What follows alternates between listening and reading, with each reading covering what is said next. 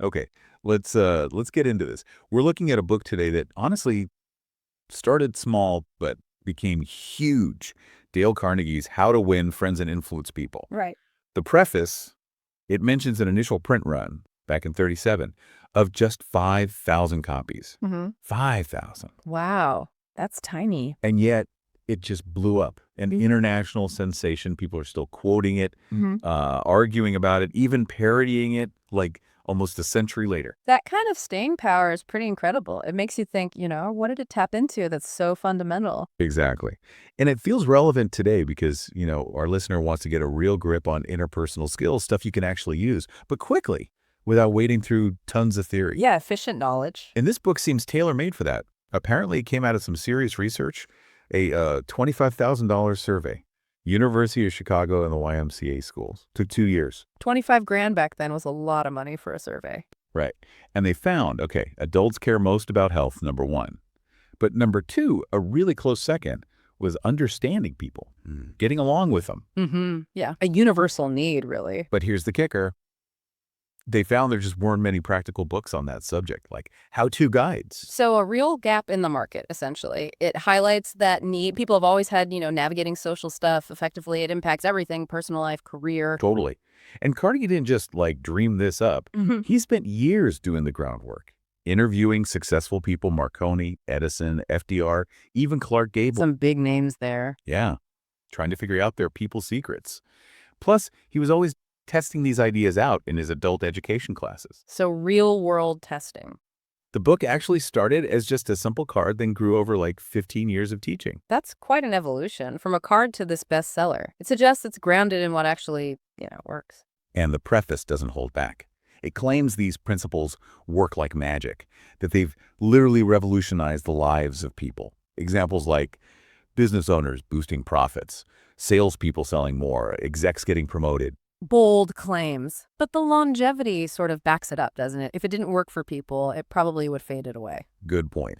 So our goal here is to give you, our listener, a kind of shortcut to these core ideas, to help you build better relationships, be more influential, maybe achieve more success, personally and professionally, without needing the whole book right now. A concentrated dose of Carnegie. Exactly. So let's dive into the first principle, and it's maybe a surprising starting point. Don't criticize, condemn, or complain. Yeah, it sounds a bit negative up front, doesn't it? Why start there? Well, the book uses some pretty stark examples to make the point. Like who? Okay, there's Two-Gun Crowley, notorious killer, right, facing the electric chair. Did he blame himself? Let me guess. No, a bit. He wrote that he was being punished for defending himself, saw himself as having a weary but kind heart. Wow. The level of self-justification. And Al Capone, public enemy number one. Yeah. He apparently saw himself as a public benefactor, just misunderstood and unappreciated. He thought he was making people happy. It's almost hard to believe, but it illustrates that core psychological thing, doesn't it? We really want to see ourselves in a good light. Criticism just hits that nerve. Makes you defensive. Yeah. And the book argues this isn't just criminals. It's, pretty much everyone. Even Albert Fall, involved in the Teapot Dome scandal, didn't blame himself. It's that deflection mechanism. Yeah. And John Wanamaker, the department store guy. Oh, yeah, him too. Huh. Said he figured out early on that scolding people was just foolish. He said he had enough trouble overcoming his own limitations without worrying about God distributing intelligence unevenly. That's one way to put it. Basically, focus on your own stuff. Criticism rarely helps the other person change anyway. It's often just wasted energy. But then Carnegie contrasts this with Abraham Lincoln, which is fascinating. How so? Apparently, young Lincoln was pretty harsh, wrote critical letters, even used satire that caused lasting bitterness. He learned the hard way. It just made enemies. Ah, so he changed his approach. Big time. Later, especially during the Civil War, he became incredibly cautious about criticizing.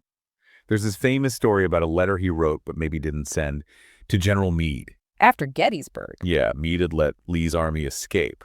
Lincoln was devastated, thought they could have ended the war right there.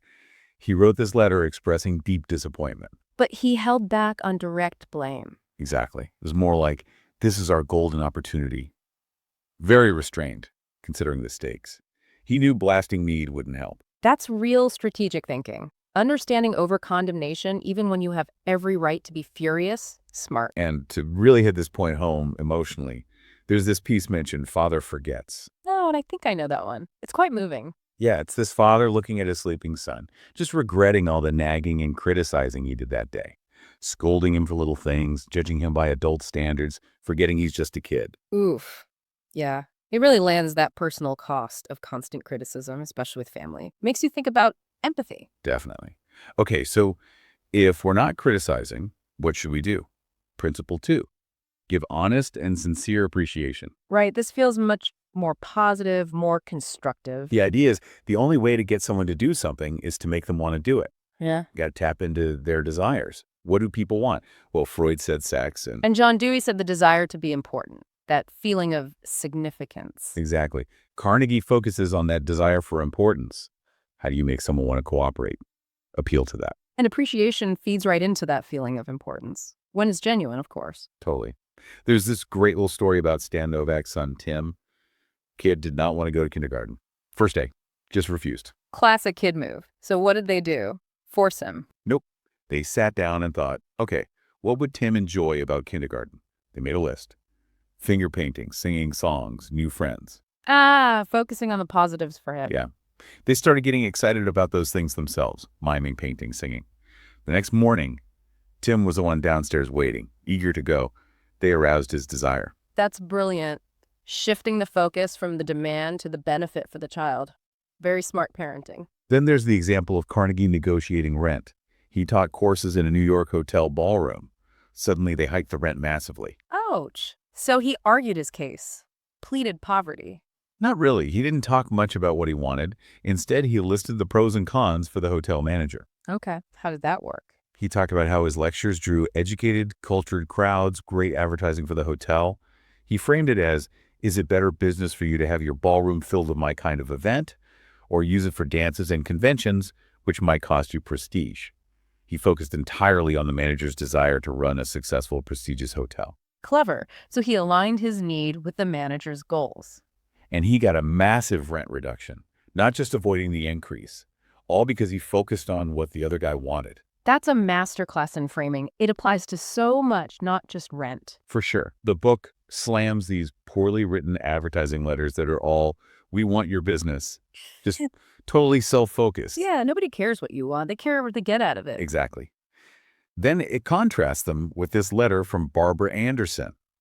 She needed to move to Phoenix for her son's health and needed a banking job. Okay. So did she write about her situation? A little context, but the focus was all on what she could do for the banks. My 10 years of experience can help you profit. I can help you achieve your goals. All about their needs. And the result? 12 banks, 11 interview offers. Because she talked in terms of their interests. That really proves the point. It's about perspective taking, which reminds me of that Henry Ford quote. Oh, the one about success. Yeah. If there is any one secret of success, it lies in the ability to get the other person's point of view and see things from that person's angle as well as from your own. Spot on. Sounds simple, but clearly it's a game changer. It really is. Empathy as a strategy. The book has other little examples too, like parents getting an underweight kid to eat by appealing to his desire to be strong like dad, or a little girl finally eating breakfast because she wanted to imitate her mom. Finding that specific lever, that desire in the other person. And it touches on just how often we say I think, I want. There's a quote from Alfred Adler. The psychologist. Yeah, saying that the person who isn't interested in others is the one who has the greatest difficulties in life and causes the most harm. Makes you really think about where your focus is in conversations. That lack of interest really creates barriers. Genuine interest, on the other hand. Builds bridges. Like Theodore Roosevelt being genuinely kind to his valet's wife, asking about her hand. Just simple human decency, but it shows real interest. Or that story about the Brooklyn Institute wanting famous authors like Kathleen Norris or Fannie Hurst to speak. Right. Instead of just saying, please come speak, they sent a letter signed by like 150 students saying how much they admired the author's work, how much they wanted their advice. Flattery, but sincere admiration. Appealing to that desire to feel important and appreciated for their work. And it worked. Then there's C.M. Naffel Jr., the fuel salesman. He couldn't get anywhere with this big chain store executive for years. So what changed? He finally tried a different tack. Instead of selling, he went in asking for a favor, advice on a speech he was giving about the fuel industry. He showed genuine interest in the exec's knowledge and experience. Appealing to the desire to share expertise, to feel respected. Exactly. They talked for ages, the exec shared tons of insights, and then, without NAFL even pushing, the exec became a customer. Because a human connection was made first. That's powerful. And that Thanksgiving story with the nurse. The lonely patient. Yeah, that one really hits home about simple compassion. Just showing you care can make a huge difference. Okay, principle 3. This one feels almost obvious, but maybe we forget it. Remember that a person's name is to that person the sweetest and most important sound in any language. It does sound simple, but think about how you feel when someone remembers your name, especially if you didn't expect them to. Yeah, it makes a difference. It shows they see you, specifically. Exactly. It's a fundamental form of recognition and respect. And tied into this, the book talks about the power of a smile. Seems minor, but But it's not, is it? yeah. There's research mentioned, Professor McConnell saying a smile says, I like you, you make me happy. It creates warmth. They even trained telephone operators back then to smile while talking, saying it comes through in the voice. Phone power, they called it. I believe it. You can often hear a smile. There's an anecdote about this glum stockbroker. He decided as an experiment to just start smiling at people. The elevator operator, the clerks, people on the trading floor. Did it feel fake? Maybe at first, but he found people started smiling back. The whole atmosphere around him changed. He said it brought him more happiness in 2 months than he'd had in years, and even made him more money. A small change with a big ripple effect. It influences your state and how others react to you. Then you get the big leagues of name remembering. Jim Farley. FDR's campaign manager. The legend is he knew thousands of names. Yeah, like 50,000. The book credits his ability to greet people by name as a huge asset to Roosevelt's success. That takes serious effort. It shows how much he valued that personal connection. Napoleon III apparently had a system too. If you didn't catch a name, he'd say, "So sorry, I didn't hear clearly." If it was unusual, he'd ask for the spelling. He'd repeat it, fix it in his mind. Deliberate practice. Yeah. Making it a priority. And a small example. Yeah. Ken Nottingham at General Motors. He often ate lunch in the cafeteria. There was a woman, Eunice, who always served him, always looked sour. Okay. One day, he just made a point to smile and say, "Hello, Eunice," using her name. The effect was instant. Well, what happened? She dropped her jaw, stammered, then smiled back and said, "Hello." He said she couldn't do enough for him after that, even piled his plate high, just using her name. See? Magic, like the preface said, it acknowledges their individuality, turns a transaction into an interaction. Okay, on to principle 4. This feels absolutely crucial. Be a good listener. Encourage others to talk about themselves. This one's huge. So much of communication isn't about what you say, but how well you receive what others say. Right. There's this funny story about Carnegie at a dinner party. He met a distinguished botanist. Okay. Did Carnegie know botany? Not a clue, Yeah. but he just listened intently, asked a few questions, let the botanist talk for hours about exotic plants and experiments. Carnegie barely said anything himself. And the botanist's reaction. At the end, the botanist told the host that Carnegie was the most interesting conversationalist. He called him brilliant. All because he was a good listener. That's fascinating. It shows how much people value being heard. Totally. Charles W. Eliot, Harvard's president, apparently said there's no mystery to good conversation. Just give the other person your exclusive attention. That focus is flattering. Henry James described Dr. Eliot's listening style not just passive, but active, like his mind was reaching out to grasp what was being said. That's a great image. And it can even diffuse problems. Remember Mr. Detmer, the department store guy dealing with an angry customer? Vaguely. What happened? This woman was furious about a charge, swore she'd never shop there again. Detmer just listened, let her vent completely, didn't interrupt, just agreed she'd been treated badly. Just validated her feelings. Exactly. And by the end of her tirade, her whole attitude changed.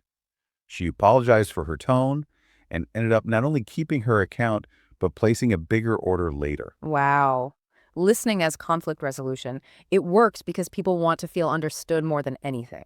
There's even a story about a young Western Union boy who basically got an education by listening.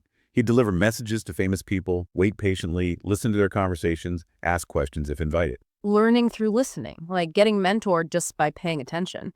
And Freud. Yeah, mentioned as being a remarkable listener. People felt this intense relief just pouring out their troubles to him because he listened with such deep attention. It's a skill, a real discipline. And it contrasts sharply with, well, most of us sometimes. Right. Dr. Nicholas Murray Butler, another university president, had this really blunt take. He said, people who are wrapped up only in themselves are hopelessly uneducated, no matter how much schooling they've had. Ouch. But his point is that being interested only in yourself limits your world, your understanding. And the core truth is, people are usually way more interested in their own stuff, their own problems, their own stories. Absolutely. 1,000 times more interested in their own headache than in a famine killing millions overseas. Sounds harsh, but it's human nature. So how you use that? Well, there's a bread salesman. Tried for 4 years to sell to a hotel steward.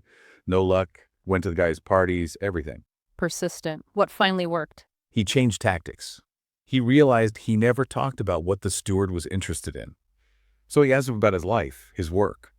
The steward opened up, talked for ages about his job, his challenges. Finally, a real connection. Yep. The salesman listened, asked interested questions. Next time he saw him, the steward greeted him warmly and placed an order without being asked. Because the salesman finally showed genuine interest in him. And Edward Harriman getting that job interview with R.J. Funkhauser, a big business figure. Harriman didn't just apply cold. What did he do? He researched Funkhauser like crazy. Found out about his rise, his interests, his battles. When he wrote for an interview, he focused on Funkhauser's impressive career, showing he understood and admired it. Smart. He talked in terms of the other person's interests before they even met. Exactly. And it got him the interview when others failed. Then there's Chris, the shy student. Oh yeah, the one put in the advanced class. Right. His teacher didn't focus on his shyness. She just listened to him, told him she knew he had potential, made him feel important. That belief, that attention, totally changed his confidence. Amazing what happens when someone truly listens and sees potential. It unlocks things. Which flows perfectly into Principle 5. Talk in terms of the other person's interests. It's the natural follow-on from listening well. Once you've listened and understood what matters to them, then you can shape your conversation around that. It's not manipulation, it's connection. Good distinction. There's this wild story about a Connecticut lawyer trying to buy his aunt's prized Packard car. She loved that car but wouldn't sell. So how did he get it? He visited her and just admired things. Genuinely praised her beautiful house, her antiques, her collection. He focused entirely on her tastes, her treasures, her memories associated with them. Didn't even mention the car at first. He connected with her world, her values. Yeah. And eventually, she brought up the Packard, told him stories about it. Because he'd shown such sincere interest in her life and possessions, she ended up practically giving him the car, knowing he'd treasure it like she did. Wow, that's about understanding the emotional connection, not just the object. Incredible. Then James Adamson wanting to sell equipment to George Eastman. Mr. Kodak himself. Huge potential order, $90,000. High stakes. Did he just jump into the sales pitch? Nope. Eastman's office was apparently impressive but simple. Adamson walked in and sincerely complimented the office, saying he admired people who built businesses like Eastman's and still had beautiful workspaces. Finding something genuine to appreciate. Eastman warmed up, showed him around, talked about how he designed it. Then Adamson mentioned he knew Eastman did a lot for underprivileged kids. Tapping into Eastman's philanthropic interests. Exactly. Eastman got really engaged, talked passionately about his projects for hospitals and schools. Adamson listened, asked questions. By the time they got back to business, the connection was made. Adamson got the order. Again, connecting on their interests first built the foundation for the business. And a more everyday one. Claude Murray, a restaurant manager in France, had a key waitress who wanted to quit. Losing her would be a disaster. What did he do? Criticize her for leaving? No. He took her aside, told her how valuable she was, how much the restaurant depended on her, how important her positive attitude was to the whole team and the customers. He focused on her importance, her contribution. And she stayed because he made her feel genuinely needed and appreciated, appealing to her sense of belonging and significance. It shows the principle works in management, in relationships, everywhere. Which leads right into the final principle we'll really dig into today. Principle 6, make the other person feel important and do it sincerely. That sincerity piece is woven through all of these, isn't it? It's the key. Fake flattery usually backfires. People can sense it. Absolutely. Insincere praise feels manipulative. But genuine appreciation, making someone feel genuinely valued for who they are or what they do, that builds trust. It creates goodwill. It makes people feel seen and acknowledged. So if we wrap these first 6 principles together, what's the common thread? It really seems to be about shifting your focus, moving it away from me, and genuinely onto the other person. Yeah. Don't criticize them. Give sincere appreciation to them. Remember their name. Listen to them. Talk about their interest. Make them feel important. It's all outwardly focused.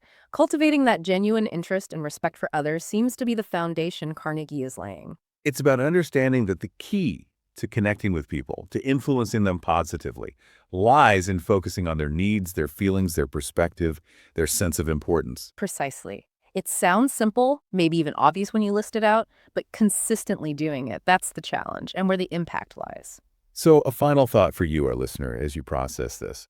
Thinking about these principles, what's just one small change, one tiny adjustment you could try in your next conversation, Yeah. your next email, your next interaction? Could it be consciously using someone's name?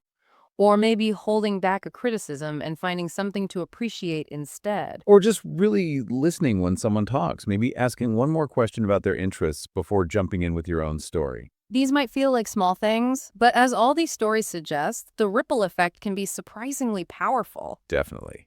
And if this deep dive has piqued your interest, well, there's obviously a lot more detail and nuance in Carnegie's book itself.